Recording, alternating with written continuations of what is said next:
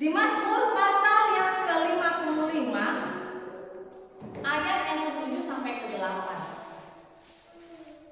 Mazmur pasal yang ke-55 ayat yang ke-7 sampai 8. Bagaimana sih kita bisa tenang di segala situasi? Karena akhir-akhir ini banyak orang Kristen yang cenderung dia resah dan gelisah di saat situasinya lagi nggak nyaman, nggak enak. Saya tanya ibu-ibu di rumah, kalau lagi nggak ada duitnya pasti bingung. Aduh, gimana ya mau bayar uang sekolah anak, mau belanja, bener nggak Pak? Ya Pak ya, bener nggak Pak? Kalau Bapak nggak kerja, pasti bingung, Pak. Saya mau belanja apa ini Pak? Beras sudah habis Pak, ya kan? Terus mau belanja apa kita? Mau belanja sayur bagaimana? Ya kan? Tapi kita sebagai orang Kristen, katanya kita juga orang Kristen, kita terima Tuhan Yesus. Kita katanya dalam pemeliharaan Tuhan. Kita kembali ke ranah kita sebagai anak Tuhan. Ingat bahwa Tuhan tidak akan membiarkan kita jatuh tergeletak. Jika Tuhan saja mengirimkan saya dari Madura ke Kalimantan, Tuhan tidak pernah biarkan saya mati kelaparan. Dulu pernah saya sampai kelaparan karena saya masih dalam proses. Artinya saya dari Islam masuk ke Kristen, di sini belajar. Saya pernah kelaparan karena kenapa? Itu ujian dan proses dari Tuhan. Tapi Tuhan pengen kalau saya saat itu dikasih nyaman terus, manja, bener nggak? Kalau Anda punya istri, ya bapak-bapak di sini, kalau Anda punya istri dikasih duit terus, manja nggak istrinya? Bener nggak? Dikasih duit mulu istrinya, manja nggak? Pasti manja. Di saat nggak punya duit, pasti suaminya dimarahin, bener nggak? Bisa-bisa ditinggalin, bener nggak? Banyak kejadian kayak gitu, ya. Katanya apa? Coba. Mata duitan. Ada uang abangku sayang katanya. Nggak ada uang abangku dendam. Tapi kita sebagai anak Tuhan, jangan kita memandang segala sesuatu dengan uang, karena kita hidup bukan hanya dari uang saja, tapi malah dari firman Tuhan.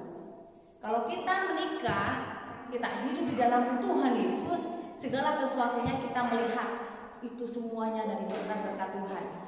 Kita semua hidup susah dan senang di dalam Tuhan, itu sangat indah. Kalau saya di sana, Bapak Ibu dari Madura ke sini dikasih senang sama Tuhan terus, saya pasti akan manja. Siapa dengan Anda punya istri dikasih uang terus pasti akan manja. Tapi Tuhan ingin memproses, kita harus tenang. Tuhan memberikan firman Tuhan. Firman Tuhan inilah yang penting, yang nggak bisa dibeli dengan uang. Betul? Amen. Firman Tuhan ini adalah sumber kekuatan, kehidupan dari kita lahir sampai kita mati nantinya. Dan tidak bisa kita beli kebenaran firman Tuhan itu dengan apapun yang kita miliki saat ini. Amin. Uang Anda tidak bisa membeli kebenaran firman Tuhan. Tetapi kita oleh Tuhan diberikan secara gratis karena kita anak Tuhan yang kita percaya Bapa adalah penyelamat kita. Amin. Amin. Bagaimana caranya kita tenang di dalam setiap situasi? Kita baca di Mazmur pasal 55 ayat yang ke-7 sampai ke-8. Demikian firman Tuhan. Mari kita baca bersama-sama. Sekiranya aku diberi sayap seperti merpati, aku akan terbang dan mencari tempat yang tenang. Bahkan aku akan lari jauh-jauh dan bermalam di padang gurun. Sekiranya aku diberi sayap seperti merpati. Merpati itu seekor Burung. Aku akan terbang dan mencari tempat yang tenang. Bahkan aku akan lari jauh-jauh dan bermalam di padang gurun.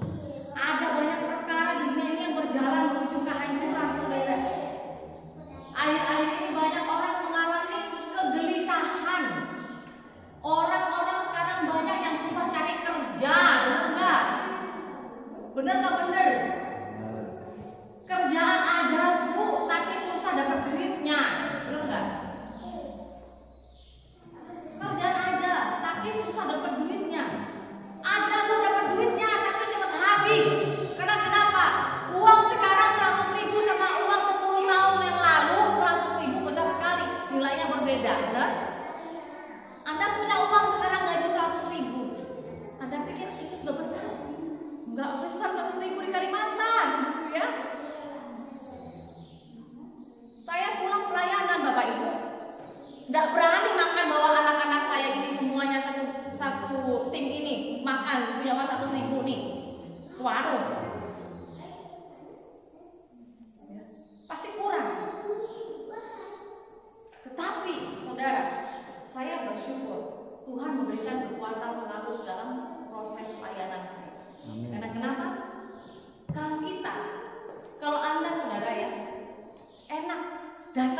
gereja setiap hari Minggu, tapi banyak juga yang malas-malas. Benar nggak?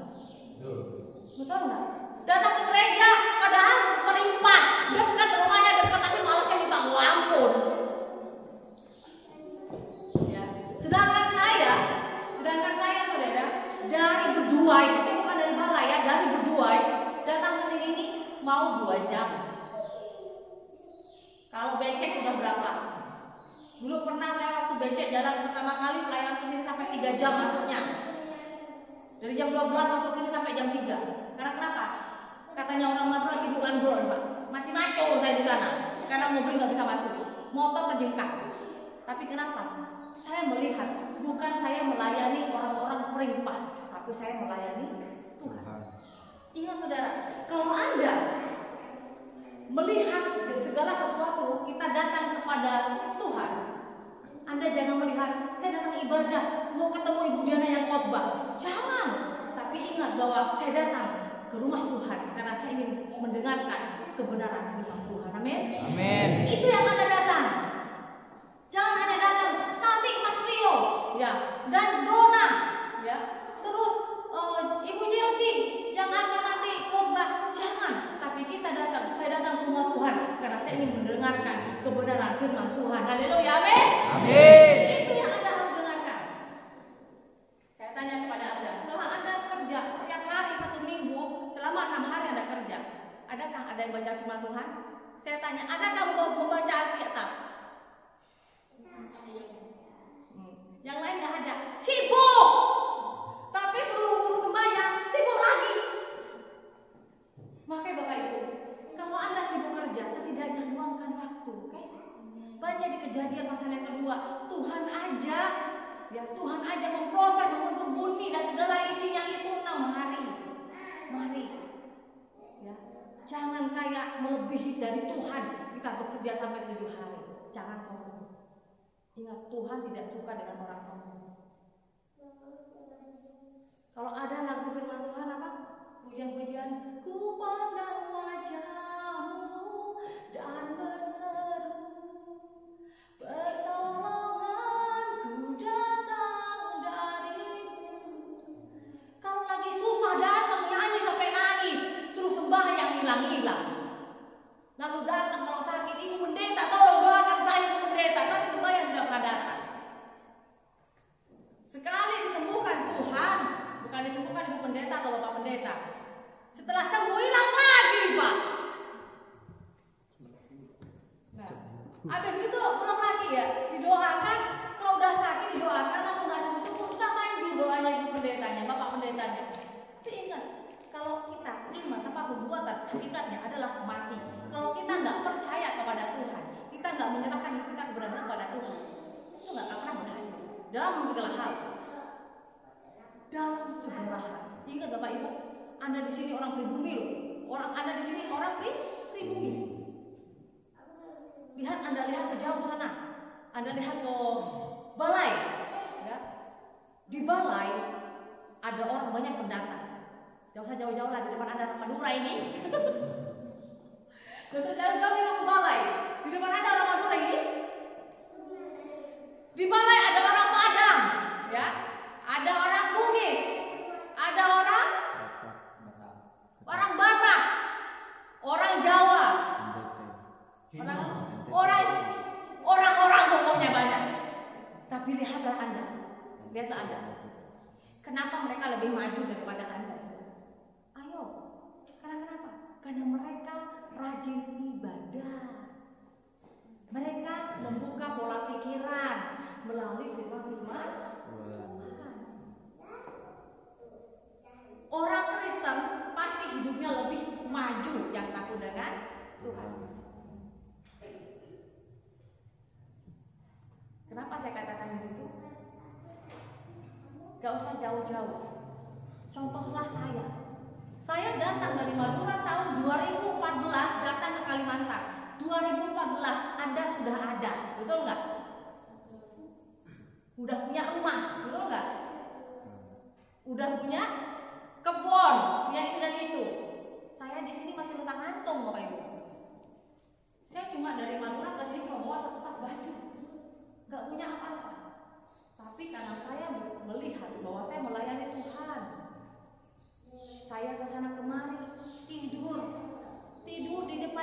gereja, tidur di depan toko.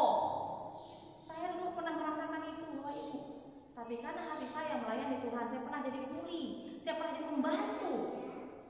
Tapi saya tetap rajin ibadah. Saya tetap memberikan persembahan yang terbaik untuk Tuhan sebagai ucap syukur saya kepada Tuhan. Itu karena saya dari Islam masuk Kristen, saya mengucap syukur.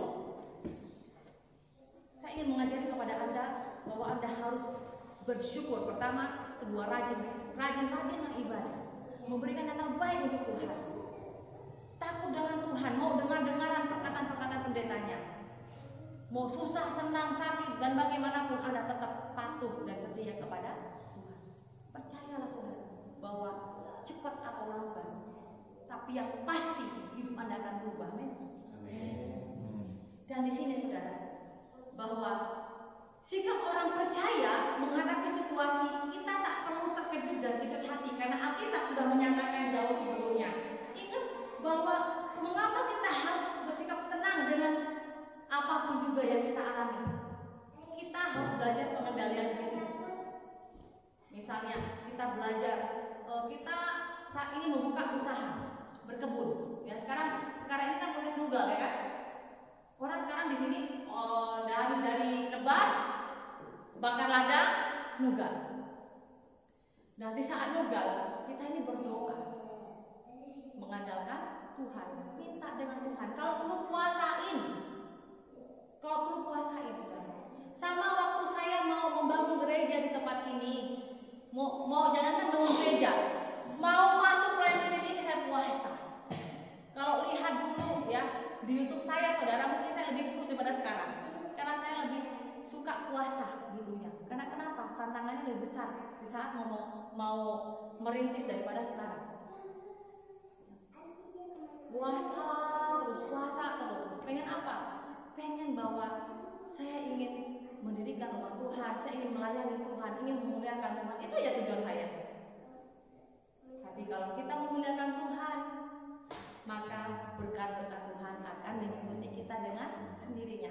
Cuma kan mengatakan bahwa carilah dahulu kerajaan Allah, maka segala sesuatunya akan ditambahkan. Amin. Itu.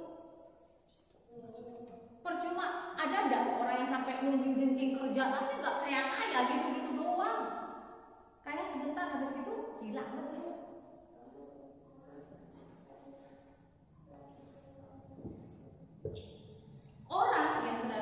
Orang yang mampu bersikap tenang akan menghadapi segala persoalan. Orang yang tahu akan kebenaran firman Tuhan, hidupnya lebih tenang daripada orang yang tidak pernah dan tidak tahu akan firman Tuhan. Orang yang tidak pernah dan tidak mau dengar-dengaran, apalagi tidak pernah ibadah, hidupnya akan lebih banyak emosional. Dengar sedikit langsung emosi. Karena kenapa? Hidupnya yang bergaul bukan bergaul dengan mau membangun hubungan dengan Tuhan, bukan. Tapi bergaulnya dengan apa? Iblis. Iblis suka, gak usah sembahyang kamu, masih ada minggu depannya lagi, sampai ke minggu depannya lagi, jangan sembahyang lagi lah. Sampai minggu depan, akhirnya nggak jadi sembahyang. Akhirnya melupakan Tuhan. Akhirnya ada orang mengatakan, percuma kamu ibadah hidup kamu gitu-gitu doang. Itu ada perkataan iblis, saudara. Kata siapa iblis itu? Katanya iblis itu bisa kita lihat tidak bisa kita lihat dengan mata. Itu bohong. Karena kenapa? Terkadang iblis itu juga ada di sebelah kita. Kok ada sih di sebelah kita? Kalau ada yang mengatakan seperti ini, nggak usah kamu sembahyang terus pun kamu nggak akan berubah hidup kamu. Itu iblis. Bilang aja, dasar kok iblis. Berangkat aja sembahyang. Amin. Amin. Saya katakan, iblis itu enggak, katanya orang nggak bisa lihat dengan mata. Iblis juga bisa lihat dengan mata. Kalau ada orang mengatakan, kamu tuh so suci, kamu tuh so alim, sembahyang terus melulu. Bilang katakan, dasar kau iblis. Itulah dia iblis. Karena kenapa? Iblis tidak suka kalau kita itu lebih dekat dengan Tuhan. Kalau sampai saat ini kita bisa bernafas, itu bukan karena kita yang hebat, tapi karena Tuhan mengasihi kita. Tuhan ingin kita berubah. Tuhan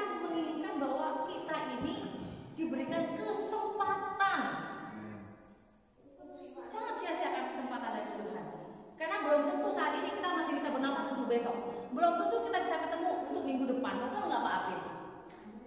Iya, banyak orang nggak tahu loh. Minggu depan, bulan depan, tahun depan nggak ada. Karena Tuhan datang menjemput kita ini tidak ada yang tahu. Ada nggak orang mati yang tahu duluan? Ah, saya mau mati minggu depan Pak. Ada yang pamit nggak? Nggak ada yang pamit. Jadi hati-hati saudara. Ya, kita harus tenang. Kita tetap ibadah. Apapun yang terjadi tetap syukuri. Tenang dalam segala situasi. Jangan terlalu banyak planning. Artinya planning itu boleh, tapi kalau planning itu muliakan Tuhan, silakan. Mencari kekayaan di dunia itu percuma. Karena kenapa di firman Tuhan mengatakan bahwa janganlah engkau mengumpulkan hartamu di dunia, karena harta dunia itu ngengat dan berkarat. Tapi kumpullah hartamu di surga. Kalau di dunia ini apa? Kalau misalnya nih Pak Kimpa nih, ini contoh Pak Kimpa, nggak Pak Kimpa orang tua, saya tahu dia nggak pernah marah dengan saya. Ini contoh Pak Kimpa. Pak Kimpa kerja nih, jadi toke kaya raya ya kan. Terus punya istrinya masih muda lagi ya kan, umurnya 15 tahun, 17 tahun istrinya, contohnya. Pak Kimpa umur 5 tahun, kaya raya ya kan, ulet kerja, mikirin apa terus, dia nggak tahu, nggak sadar, kalau semuanya sudah waktunya, udah sewanya sudah habis, ya kan, di dunia ini, yang enak siapa? Istrinya. Gak mungkin kalau Pak Kimpa udah meninggal, Pak Kimpa dikenang, pasti kawin lah lagi. Makanya saya katakan banyak-banyak berdoa. Ya, apa yang ada sekarang ini syukuri, amin. Yang punya suami pegang tangannya, Mas, syukuri, amin. Pegang tangannya sekarang, syukuri Mas, syukuri. Dalam nama Tuhan Yesus disyukuri apapun yang ada. Mungkin saat ini di dalam rumah tangga Anda saat ini kekurangan apapun, tapi Anda tetap bersyukur. Saat ini rumah tangga Anda baik-baik saja dan Anda datang ke sini berdua bersama suami istri, amin. Amin. Karena itu di 1 Petrus pasal yang keempat, pasal keempat ayat 7 menyatakan, karena itu kuasailah dirimu dan jadilah tenang supaya kamu dapat berdoa. Hanya orang yang tenang bisa berdoa. Meskipun terkadang hati kita sakit, hati kita itu kecewa, hati kita ini menangis, meskipun berdoa sambil menangis, pasti mama Ayu juga suka berdoa sambil nangis Ayu. Enggak apa-apa, yang penting jangan ngamuk-ngamuk ya. Enggak apa-apa, namanya mama ya kan, mama kan gitu, selalu benar berdoanya. Mau gayanya sambil nangis, ngadu aja sama Tuhan. Jangan ngadu di sosmed. Karena kebanyakan sekarang emak-emak ngadunya di sosmed. Ngerti sosmed nggak? Di Facebook. Saya wanti-wanti dengan jemaat di sini ya. Kalau kelahi ada masalah dengan keluarganya, jangan curhat di Facebook, di IG, jangan. Kalau ada nanti saya tegur langsung. Jangan sakit hati. Boleh bercanda-canda, boleh saya kan nggak masalah. Saya dukung kayak Pak Apin, kan? Saya aja iri loh, ya. Yang nggak apa-apa daripada kelahi-kelahi ya kan? Jadi saya bilang begini, nggak apa-apa, jangan ngomongin yang lain, jangan kelahi-kelahi. Ada saya baca di sosmed ya kan, sampai saya ketawa loh. Tapi untung bukan jemaat sini, puji Tuhan, haleluya ya. Jadi kelahi sama suaminya, dimaki-makinya suaminya itu di Facebook, kan aneh gitu. Jadi saudara, kuasai dirimu, jangan sampai Anda tidak bisa berdoa, apalagi sampai melebar kemana-mana kemarahan Anda. Kuasai. Ingat di 1 Petrus itu dikatakan bahwa karena itu kuasailah dirimu dan jadilah tenang supaya kamu dapat berdoa. Katanya siapa doa tidak bisa mengubah segala sesuatu? Doa itu bisa merubah segala sesuatu. Dokter aja mau mengadakan operasi dia berdoa. Betul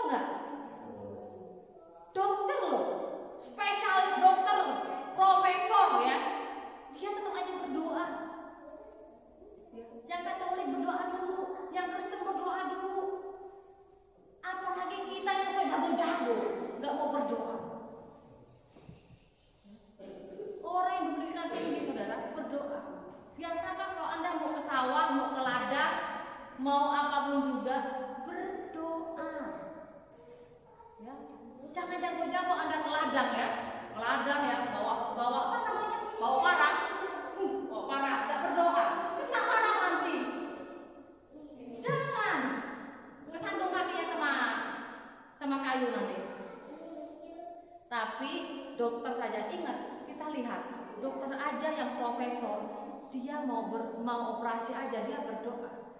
Anda baca di sosmed, berdoa saudara, itu sudah orang yang berpendidikan tinggi.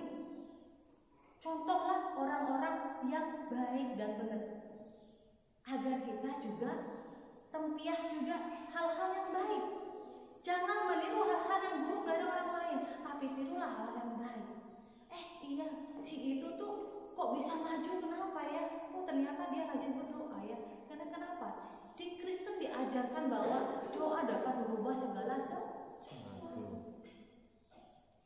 Kalau saya, Bapak Ibu mengatakan, kenapa saya dari Islam masuk ke Kristen?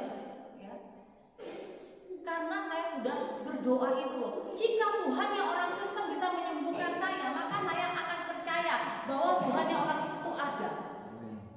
Itu loh sebuah doa. Pergi ke dokter aja nggak sembuh loh dulu. Ya, berobat itu semahal apapun obat-obat yang saya minum itu nggak sembuh loh. Tapi karena berdoa dari bibir mulut kita ini, dari hati kita ini, itu diberikan kesembuhan. Artinya berdoa itu luar biasa kuasanya. Amin. Amin. Jangan sepelekan berdoa.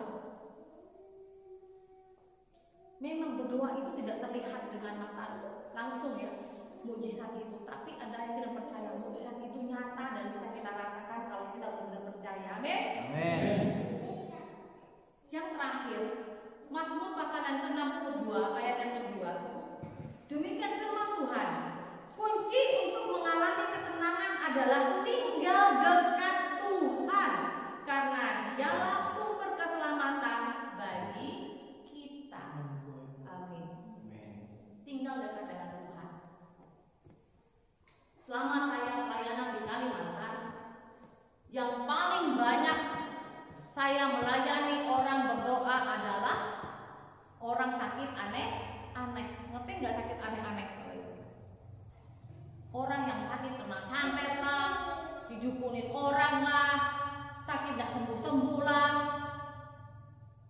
Ke dokter yang terakhir nih, tidak jauh dari rumah saya di Pemodis, dibawa ke rumah sakit Antonius, disuntik jalurnya itu ngebengkok Bapak Ibu. Tidak sembuh-sembuh loh Bapak Ibu. Tetangga saya sendiri loh. Itu orangnya masih ada. Orangnya sakit-sakitan. Tapi karena dia bilang gini, saya tolong sembuhkan saya. Saya tidak bisa menyembuhkan Bapak. Yang bisa menyembuhkan Bapak adalah Tuhan Yesus. Saya hanya bisa berdoa. Sekarang kalau Bapak berjanji kepada Tuhan, Bapak bertobat yang pertama. Kedua, Bapak mau sembahyang lagi, ya. Ketiga, andalkan Tuhan. Mintalah pertobatan yang sungguh-sungguh daripada Tuhan. Bapak akan sembuh saat ini. Iya Bu, siap. Orangnya Bapak Ibu langsung berdoa dan puji Tuhan sampai sekarang diberikan kesembuhan. Dan sampai sekarang ini pun dia rajin ibadah. Orangnya orang Katolik, tapi kalau sembahyang juga ke rumah saya. Kenapa saya katakan dia pergi ke rumah sakit Antonius? Tahu kan ada rumah sakit Antonius besar ya kan? Tapi yang ajaibnya jarumnya itu kayak bengkok, itu berarti kenapa? Karena itu saudara, jangan sepelekan kalau kita itu datang kepada Tuhan. Tapi mulai sekarang kita harus membuat hubungan kita ini semakin dekat dengan Tuhan. Kalau kita dekat dengan Tuhan, mau kita disantet orang, mau kita mau disihir orang dan lain sebagainya, pasti akan Tuhan lindungi kita. Amin. Amin. Percaya bahwa doa dan iman kita kepada Tuhan Yesus itu besar kuasanya. Kita sudah diproteksi oleh keselamatan daripada Tuhan Bapa kita. Amin. Mari kita berdoa. Haleluya. Segala puji dan syukur Bapa, terima kasih atas kebaikan dan kemurahan Tuhan kepada kami. Bapa di surga, bentuklah hati kami semua Tuhan, khususnya jemaat di tempat ini ya Bapa. Berikan hati yang hamba, berikan hati yang sukacita Tuhan, semakin hari semakin diberikan rajin untuk ibadah Tuhan, semakin hari diberikan hati yang penuh kasih Tuhan, sehingga kami semakin hari antara satu dengan yang lain, menjadikan hubungan keluarga di dalam Tuhan. Kami diberikan sama-sama saling memberikan semangat, kami saling memberikan motivasi, penguatan Tuhan. Karena akhir-akhir ini Bapak, mungkin kami sangat lelah dengan apa yang terjadi dalam kehidupan kami masing-masing, dengan pekerjaan kami Tuhan, khususnya di kampung ini. Tapi kami percaya ya Bapak, pertolongan Engkau selalu ada bagi kami. Tuhan Yesus, hamba berdoa di dalam tangan kasih Tuhan. Jika ada sesuatu yang kurang baik di dalam kampung ini Tuhan, hamba berdoa di dalam nama Tuhan Yesus, hamba tolak patah di dalam nama-Mu ya Bapak. Tuhan Yesus Kristuslah yang juru selamat kami, penyelamat kami, khususnya di desa Prima ini Tuhan, hamba berdoa segala kutuk, sihir dan maut apapun Tuhan, hamba tolak patah di dalam nama Tuhan Yesus Kristus. Desa Prima diberikan kedamaian, desa Prima diberikan damai sukacita, memberikan berkat. Haleluya, haleluya, amin.